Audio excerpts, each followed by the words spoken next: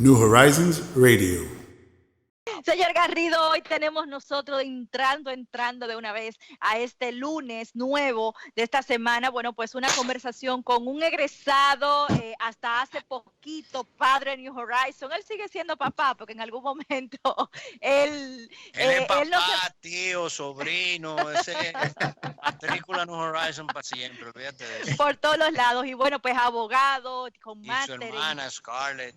Sí, en temas de salud pública. Y bueno, pues desde el hermano país de Costa Rica tenemos el honor de conectar con Alan Del Monte para, bueno, conversar sobre muchas cosas que Alan se mantiene siempre activo, creando una mente muy inquieta. Y bueno, pues el mundo de los emprendedores, ¿qué les depara ahora, en el presente, en lo inmediato y en el futuro, señor Garrido? Alan es de los culpables de la primavera árabe, ¿tú sabías? Él fue allá a Yemen a sembrar la semilla de la democracia, de la revolución. De la apertura, sí. Ya tú sabes. Ay, Dios, Alan, buenos días. Gracias por el favor del contacto. Bienvenido a tu casa por esta vía virtual. Muchísimas gracias, Ana, Mr. Fondley. Es un placer, de verdad, que compartir con ustedes el día de hoy. Qué Alan, bueno, acá, qué bueno. tú no te llevaste de la hoja esta que comen los yemenitas. ¿Cómo que se llama? El cat. El cat. Tú no tienes de cat allá en Costa Rica y mastica. Oye, no, de este lado del mundo da mucha brega conseguirlo. ¿No se consigue? No se consigue, que no hay forma. ¿En serio? Oye, tan terapéutico que era ese asunto. Es verdad. Con ese calor, no digo yo, hay que masticar algo. Porque yo veo que los uruguayos andan con el bendito mate ese para arriba y para abajo. Y los argentinos, yo pensé que tú te habías robado un par de sacos de esos de cat y te lo habías llevado. Yo debía haberme llevado un poquito, pero es difícil compartirlo con alguien aquí. Eso es un gusto adquirido que lleva mucho tiempo. Bueno, por la manera que tú lo describes, mucho tiempo sí que toma adquirir ese gusto. Cuéntame un poquito. Ya hablamos fuera del aire de cómo se está manejando la pandemia en Costa Rica. Afortunadamente Costa Rica, yo no sé si por la tanta afinidad por la naturaleza y obviamente una población mucho más educada que la dominicana, pues han logrado manejar el COVID con mucho más control que el que tenemos nosotros. Aunque nosotros honestamente cuando miramos hacia nuestros vecinos al norte, yo diría que no nos está yendo tan mal, pero definitivamente muy por encima de los números costarricenses. ¿Qué se está haciendo allá distinto a lo que se está haciendo acá? Miren, en Costa Rica se ha manejado la situación de forma muy interesante porque, número uno, no ha habido una cuarentena impuesta. Lo que ha habido más bien es una restricción vehicular, que es verdad que de alguna forma u otra limita a las personas, le limita el movimiento a las personas, ¿no? Por otro lado, yo creo que, como tú dices, la educación ha influenciado mucho en la forma en cómo la gente ha tomado esto. El ministro de Salud a diario, como quien dice, da una charla de 12 a 1, pero no como el de allá, de una forma, yo creo que táctica. Y las personas aquí lo escuchan bastante. El tipo, yo creo que ha hecho una gran labor liderando, posicionándose como un líder en esta situación. Y la verdad es que la gente se ha llevado mucho de los consejos. Qué llamada la tuya, hablando de ese ministro de salud que nosotros tenemos. Ay, Dios mío. Qué llamada. Sigue, Alan, no te pares, sí. Entonces, bueno, aquí el ministro, como les digo, las personas lo escuchan muy atentamente. Y yo creo que se han tomado las medidas individuales. Así, es que el gobierno le ha dado a la ciudadanía el chance de poder manejar la situación con cierta libertad. Y yo creo que la ciudadanía se ha empoderado y definitivamente ha tomado medidas muy restrictivas, sin necesidad de que el gobierno se las imponga, que es algo interesantísimo. Por otro lado, también la cultura del tico los ayuda, porque definitivamente el dominicano con esa sangre, ni siquiera caliente, ¿no? Es una sangre hirviente que tiene. Yo creo que le es más difícil restringirse. El tico, óyeme, normalmente no es tan sociable como el dominicano, es decir, aquí no se ven esos colmadones llenos de gente, llenos de personas jugando dominó a todas horas, bebiendo cerveza, sino que definitivamente la cultura es un poquito más tranquila.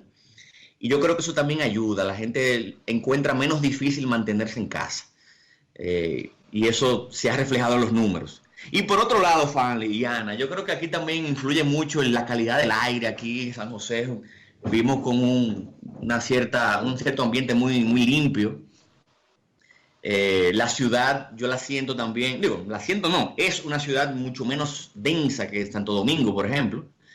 Aquí se vive de una forma más holgada, más distanciados unos de otros. En fin, yo creo que hay una cantidad de factores que han ayudado a que esto aquí seamos como que dicen los líderes en Latinoamérica ahora mismo con respecto a esto. Vamos a hablar por parte. Háblame primero de esa charla del ministro de Salud. ¿Qué hace el ministro de Salud en esa charla? ¿Qué orientaciones le brinda a la población?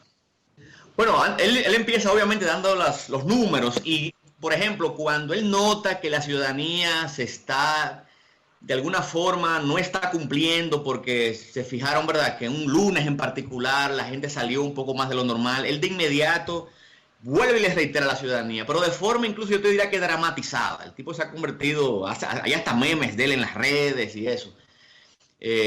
Y obviamente les recuerda a la población cuáles son los lineamientos, porque la verdad que no hay muchos nuevos lineamientos, es lo mismo, pero él tiene una forma de repetirle a la población lo mismo de formas distintas y hace analogías, por ejemplo, con otros países y siempre hay una línea de él en los medios de comunicación, ¿verdad? El tipo ha logrado comunicar lo que él quiere lograr de una forma muy, muy particular y diferenciadora, que hacen que los medios siempre le pongan atención a lo que él dice.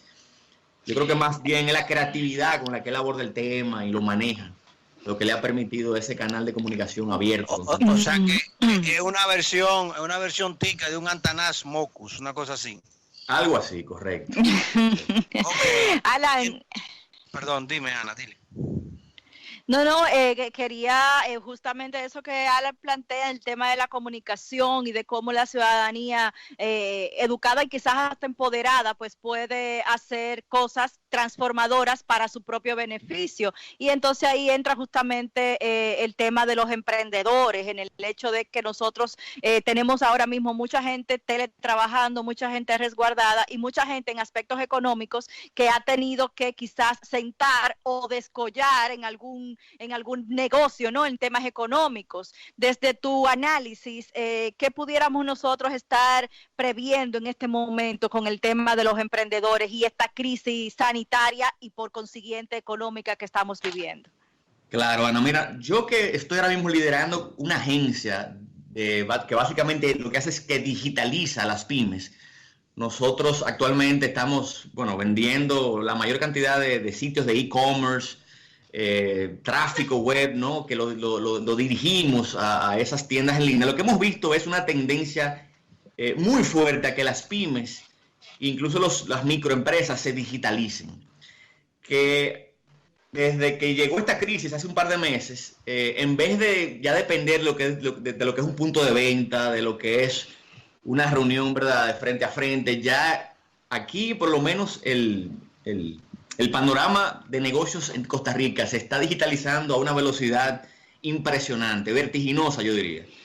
Nosotros estamos vendiendo, 200 y 300 sites de e-commerce todas las semanas.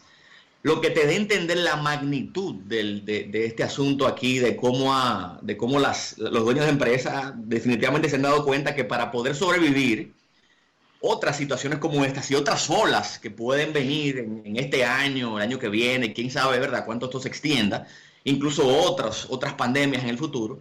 La única forma de poder mantenerse a flote es teniendo una capacidad de ventas en el mundo digital. Tú poder vender no solamente desde un punto físico, pero también desde tu tienda en línea, por ejemplo. Y gracias a Dios, hace ya como 1 año, 2 años, ya los bancos en Costa Rica habían empezado a ofrecerle a las pasarelas de pago, por ejemplo, de alguna forma activarlas, ¿no? Hace 3 años todavía no había llegado aquí, pero yo te diría que en el 2018 por ahí ya los bancos ticos se dieron cuenta del gran potencial y empezaron a crear las plataformas tecnológicas para digitalizar lo que hoy en día estamos viendo, ¿no? Ese mar de pymes que se ha dado cuenta de que la digitalización es el futuro, definitivamente. Pero Alan, ¿y tú sientes que allá, porque lo que yo conozco de Costa Rica y las relaciones que he tenido allá, típicamente el tema de las transacciones bancarias y las conexiones telefónicas no son las más idóneas. O sea, nosotros en ese sentido creo que estamos bastante avanzados comparativamente con ellos. Yo creo que Panamá, por ejemplo, también le lleva la milla en bancarización y en el manejo de la banca, ¿no? Obviamente allá en Centroamérica. Correcto. Pero yo creo que, bueno, no sé, esa percepción que tú tienes de cuándo fue que más o menos la formaste, pero yo diría que desde hace 2 años para acá, aquí lo que son las telecomunicaciones y la bancarización en general se ha fortalecido muchísimo. Sobre todo desde que los bancos empezaron, como te digo, a ofrecer este tipo de plataformas, conexiones tecnológicas para poder dinamizar lo que es el comercio electrónico. Ok. Y háblame, por ejemplo, del tema educación. Acá en República Dominicana tenemos, yo diría que una historia de fracaso muy intensa ahora con esto del COVID, porque si bien la República Dominicana hizo un compromiso social a partir del año 2012 de exigirle al aparato político el 4% de inversión para educación, solamente hemos tenido un modelo de gestión con esa capacidad presupuestaria, que es el modelo de gestión de Danilo Medina y del Partido de la Liberación Dominicana. En ese proceso hemos tenido 4 ministros de educación a lo largo de estos 8 años, y 4 o 5, porque no recuerdo si Josefina Pimentel estaba allí cuando Danilo comenzó, creo que sí, que ella estuvo cuando él inició. La cuestión es que, en definitiva, actualmente esta pandemia pues ha demostrado que toda aquella estructura de República Digital y todo lo que se ha ofertado para el sector educación pues se ha desmoronado, y el sistema público yo te diría que por lo menos el 80% del sistema privado ha colapsado en términos de brindarle a los alumnos educación continua de manera remota, y el año escolar pues prácticamente lo que están hablando es de abonárselo al que viene en términos funcionales. ¿Cómo ha sido la experiencia en Costa Rica, tanto privada como pública?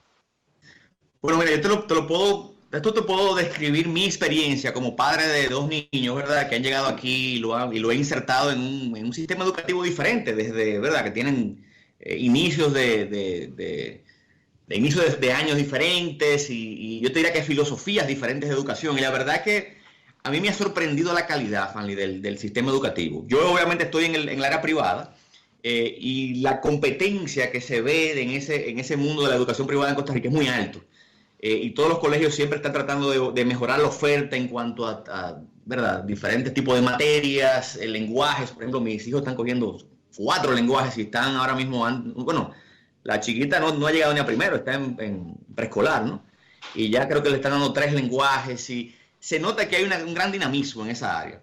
Y ya en el sector público, yo te diría que, bueno, Costa Rica, lo que yo sé, lo poco que sé del mundo educativo es que está entre los top 5 de Latinoamérica en cuanto a los niveles educativos. Este es un nuevo normal que definitivamente el que no encaja tiene que de alguna forma reinventarse y hacerlo rápido para poder sobrevivir, ¿no? Durante los meses que esto pueda durar. Eso lo he ido viendo, ¿verdad? Desde diferentes ángulos. Hay algunos en los cuales la pandemia no los ha afectado tanto y han logrado de alguna forma sobrevivir, ¿verdad? De forma quizá muy escueta, generando ciertos ingresos y buscando otras alternativas, otros caminos para poder continuar ofreciendo ese servicio que dan. Por ejemplo, he visto que muchos consultores, médicos, etcétera, están dando sus servicios, ¿verdad? De forma digital nuevamente. A pesar de que quizás no tengan una tienda en línea ni tengan una plataforma que les permita realizar transacciones, ni mucho menos, pero sí por lo menos el servicio en sí lo han logrado llevar a las redes de alguna forma, ¿no? Al mundo digital. Y creo que eso en estos momentos es sumamente importante, porque después que pase la pandemia, yo creo que el que logre en estos meses crear una fuerte plataforma digital definitivamente va a tener una ventaja competitiva sobre el resto. Y creo que es algo que todo el mundo, ¿verdad? Ya viendo más allá del sector en el que estén y eso, yo creo que tienen que tomarse un tiempo y reflexionar muy profundamente sobre qué es lo que hacen, cómo lo hacen, ¿no? y qué forma pueden en el futuro prevenir los golpes de futuras pandemias, futuras cuarentenas, ¿no?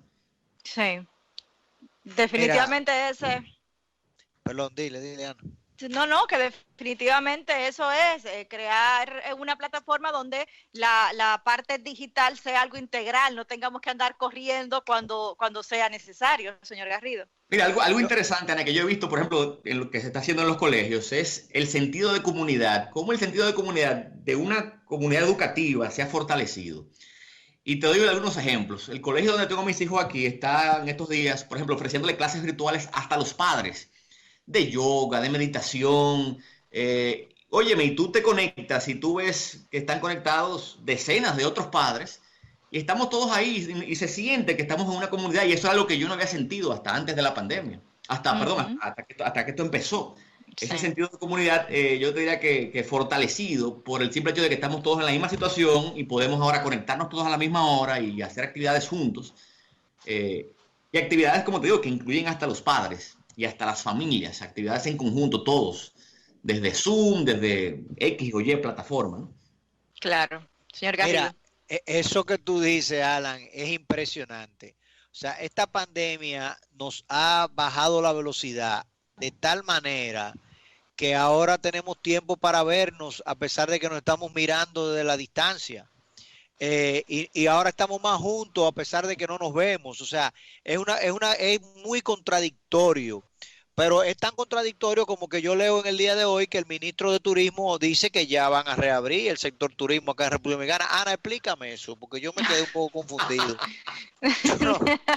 Yo no me quedé claro de si es verdad que primero la pandemia fueron los turistas que la trajeron o los dominicanos ausentes.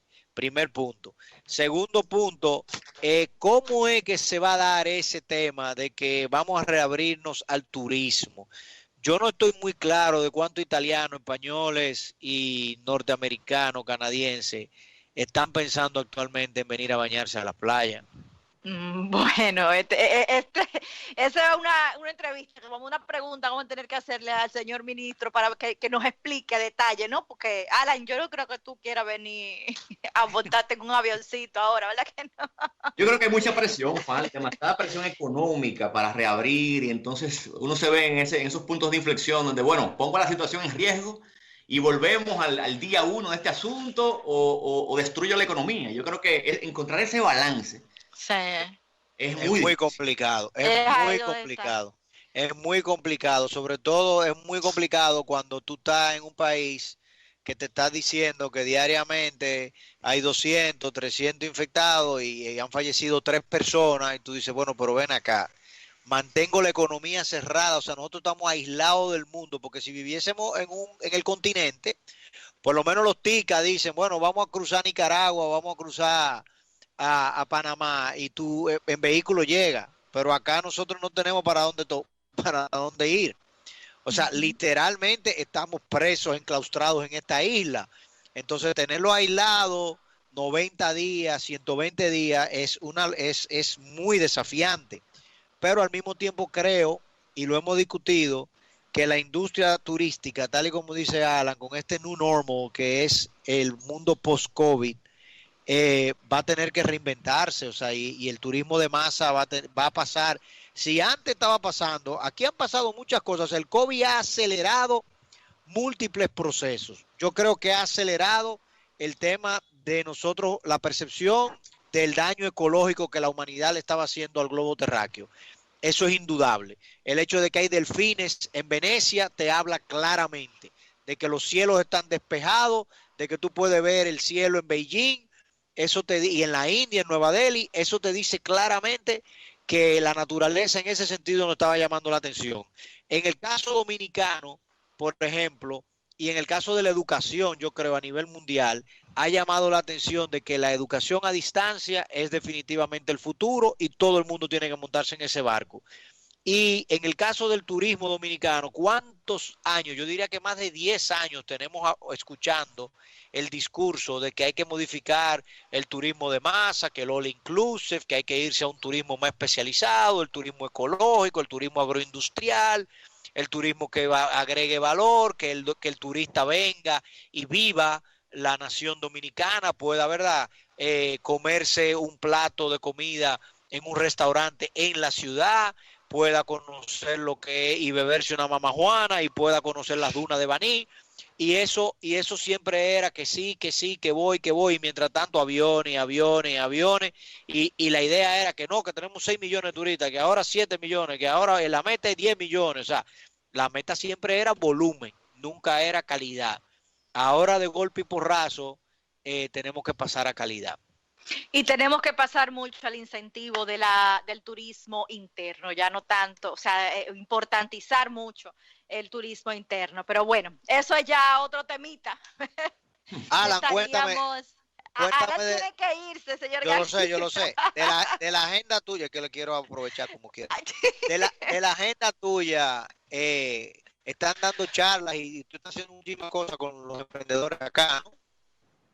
Bueno, desde que me fui he tenido que, ¿verdad?, reorganizarme un poco, pero siempre tratando de crear contenido, Fanly, tratar de aportar mi grano de arena a cualquier tipo de conversación y hacerlo todo. Bueno, hemos hecho algunas cosas interesantes vía Zoom, ¿verdad? Y se han visto ahora mucha gente en eso, ¿no? Tratando de conectar y compartir sus conversaciones interesantes con el mundo digital. Tú ahora abres Instagram y ves ahí. Antes veías 3, 4 lives, ahora ves 15 y 20, ¿no? No sabes por cuál elegir. Tú no sabes ni cuál elegir. Hay tanta oferta de contenido que, oye, me da hasta miedo. Así es. Y lo que hay que es diferenciarse y tratar de... Ustedes que producen contenido como este, ¿no? Yo creo que lo que hay que seguir es buscando esos diferenciadores que hacen que esa atención tan escasa que existe en las redes, uno pueda seguir capturándolas, ¿no? Alan, aquí hay otro emprendedor que ha hecho muchas cosas, o sea que te esperamos pronto por estos lados. ¿Y quién es ese? Tú no lo conoces, uno que se ha hecho llamar emprendedor. No le conozco empresas, pero sí ha emprendido una carrera política muy exitosa y está por ahí trabajando. Claro. Ay. Yo tuve el honor de entrevistarlo ahí una vez en Startup Grind. Ah, qué bien. Sí. ¿Cómo te fue? Bien. Muy bien. Sí, el hombre está tirado a la calle al medio, ya tú sabes. Él y Abelito van a chocarse en el 2024 con todo el empeño. Bueno, Alan, te agradecemos un mundo. Muchas gracias, el Alan. favor. Gracias a ustedes. Saludos a tu mamá y a tu papá y a Scarlett. Un abrazo. Gracias. Igual a la familia por allá. Y a la familia. Bueno, pues muchísimas gracias, Alan, por tus consejos, ¿no? Tus recomendaciones de tu experiencia. Y bueno, pues acá tenemos las puertas abiertas de New Horizons Radio para un futuro contacto. Mil gracias, Ana. Ustedes quédense ahí, vamos a una pausa comercial y cuando retornemos, bueno, pues tenemos mucho más contenido acá en New Horizons Radio. New Horizons Radio.